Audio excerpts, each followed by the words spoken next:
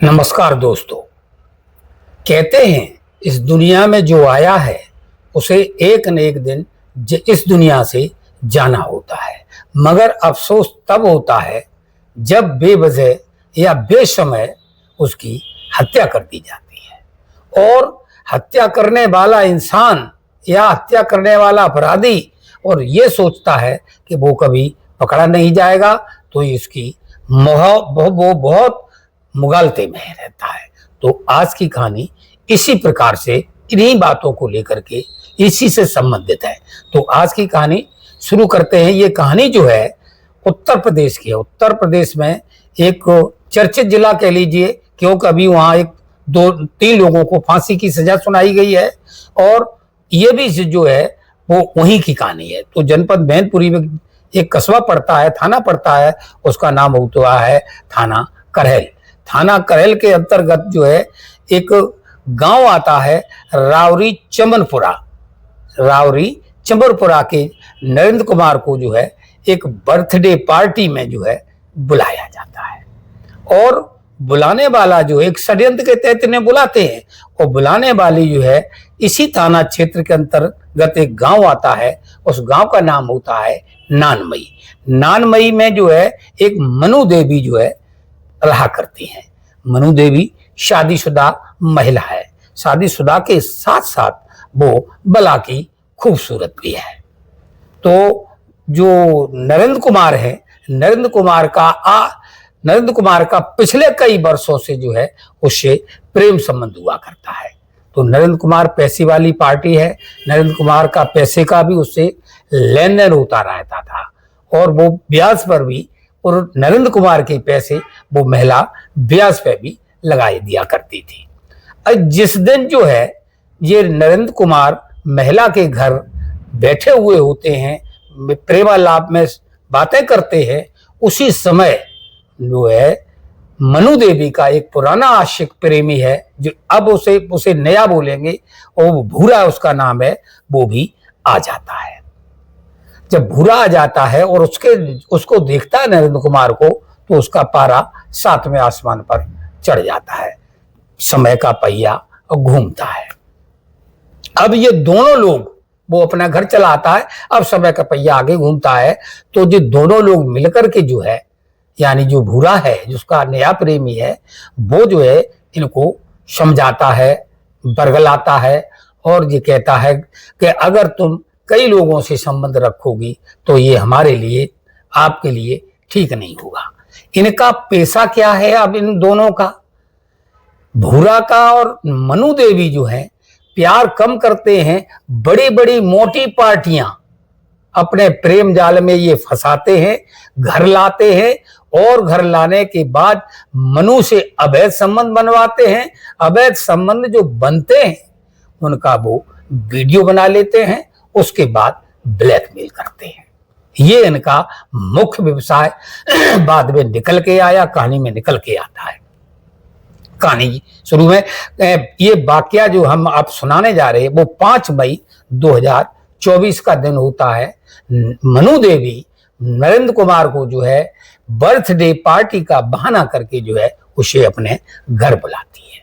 जब घर बुलाती है तो वो तो उसकी प्रेम का है, मासू का है, तो वो कोई उससे इल्म नहीं है कि आगे उसके पास क्या होने वाला है। तो वो वहां आ जाता है तो शराब का दौर चलता है। शराब जब उससे बहुत ज्यादा नशा करा दिया जाता है, उसी समय जब ये नशा में हो जाता है तो 2 लोग, इसमें एक भूरा होता है, एक और करहल का काजी निवासी जो है, करहल मोहल्ला का काजी दचड़ी का निवासी है, वो ऋषि कुमार है, वो भी आ जाता है। और जो भूरा है वो करहल के पास गांव थाना क्षेत्र अंतर्गत पड़ता है, गांव गढ़िया, ये गढ़िया का निवासी होता है। तो दोनों लोग जो मनु बुला लेती है और जब वो नशे में हो जाता है तो उसकी जो है बहुत डंडों से, जो बेल्टों से, जिससे भी बन पड़ता है, उसकी बहुत ज्यादा पीटा जाता है, मारा जाता है।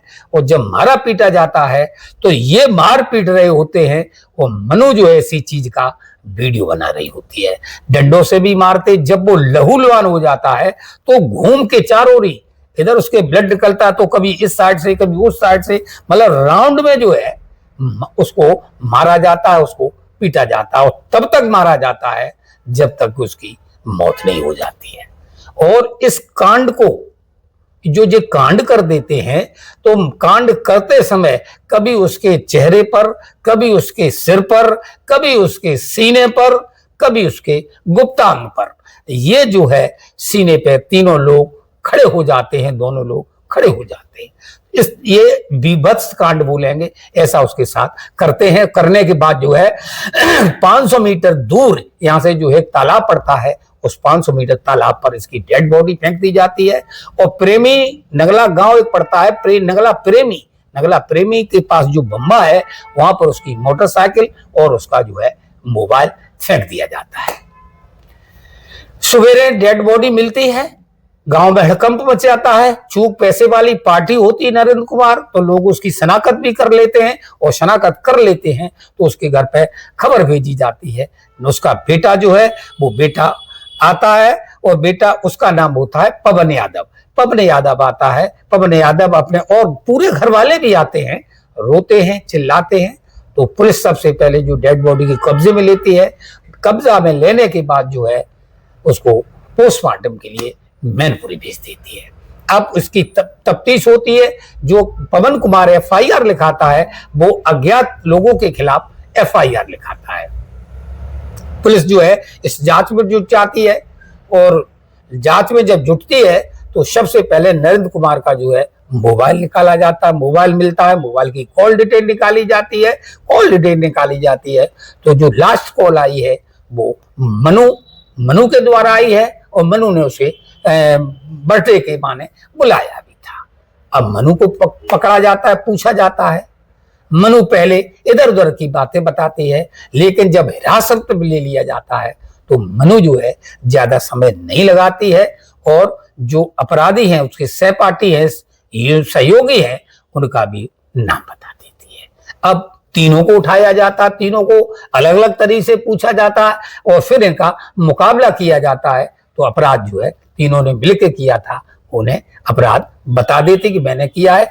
तीनों के खिलाफ चार्जशीट बनाई जाती है, और चार्जशीट बनाने के बाद आरोप पत्र कोर्ट में दाखिल किया जाता है। इन्हें न्यायालय द्वारा जेल भेज दिया जाता है। मुकदमा चलता है। अब मुकदमा जब चालू हो जाता है तो अदालत में जो है विपक्षी पक्ष यानी जो आरोपी हैं, इनके खिलाफ, इनके जो है इनकी तरफ से एक भी फेवर में कोई गवाह, कोई सबूत न आता है, और न ये लोग पेश कर पाते हैं। तो वादी मुकदमा की तरफ से एक शब्द बोले, ठांस के गवाह दी जाती है। एक शब्द लगाऊंगा, वो सारे लोग जो है गवाह देते हैं। और सबसे बड़ी बात है इसमें, जो आयो है भाटी साहब, आयो भाटी हैं, उन भाटी साहब ने जो है मतलब इसका इतना बढ़िया इसकी आयो किया, विवेचना की थी। जो उस महिला ने मोबाइल से जो बनाया था मर्डर, वो मोबाइल भी बरामद हो जाता है, वो वीडियो भी बरामद हो जाता है। और जो वीडियो बरामद होता है, एडीजी के यहाँ 4 में कोर्ट में मुकदमा चलता है, और एडीजी 4 कोर्ट में जो है 5 मार्च 2025 को जो है इन्हें आरोप तय कर दिया जाता है, आरोप तय कर देते हैं। और 18 मार्च दिन मंगलवार 2025 को इन 2 लोगों को फांसी की सजा मुकर्रर की जाती है। ऋषि कुमार को जो है संदेह का लाभ दे करके जो है इन्हें बरी कर दिया जाता है। दोस्तों, 4 दिन पहले जो है दिहुली कांड में 3 लोगों को फांसी की सजा हुई थी, और थोड़े दिन के बाद जो 18 मार्च को जो है इनमें एडीजी 4th के यहां से जो है 2 लोगों को फांसी की सजा सुनाई गई। अब आगे क्या होगा? अब जब ये फांसी की सजा सुनाई जाती है तो ये लोग जो है रोने लगते हैं, गिड़गिड़ाने लगते हैं, चिल्लाने लगते हैं। लेकिन जो उनके परिवार के लोग होते हैं, नरेंद्र देव के परिवार के जो लोग होते हैं, उनकी खुशी का ठिकाना नहीं रहता है। जब हमारे पत्रकार ने वहां मैनपुरी जाकर के उन्हें पूछा, नरेंद्र के परिवार वालों से जब बात की, तो उनका कहना ये था कि जैसे मेरे पिताजी का, जैसे मेरे मनुष्य का, मेरे घर वाले का तड़फा तड़पा के इन्होंने मारा है, अब हम खुद अपनी आंखों से इन्हें तड़पता हुआ, फांसी पर लटकता हुआ देखना चाहते हैं। तो अब इन्हें जो जेल में भेजा गया है, अब इन्हें 14 दिन की क्वारंटीन जेल में रखा जाएगा। 14 दिन जो इन्हें बिल्कुल अलग रखा जाएगा और इनकी हर हरकत पर जो है नजर रखी जाएगी। ये खाना खाते हैं, नहीं खाते हैं, कितना टेंशन धारण करते हैं, उसके बाद जो है इन्हें अन्य सामान्य कैदियों में भेजा जाएगा। दोस्तों, आज की कहानी सुनाने का मतलब किसी को परेशान करना नहीं है, किसी को बदनाम करना नहीं है, लेकिन जो कहानी है वो हमारा काम है, हम सुनाते रहते हैं और हर बार हम कहते हैं, आज भी फिर कहेंगे, हत्या किसी भी समस्या का समाधान नहीं है। अगर थोड़ा सा विवेक से काम लेते, उसको किसी भी तरह से छोड़ा जा सकता है। नरेंद्र बाबू को किसी भी तरह से, जब महिला, किसी मनुष्य की औकात नहीं है जो किसी भी महिला, किसी भी लड़की के शरीर को टच कर सके। जब तक तुम नहीं चाहोगी तब तक कुछ हो नहीं सक पाएगा।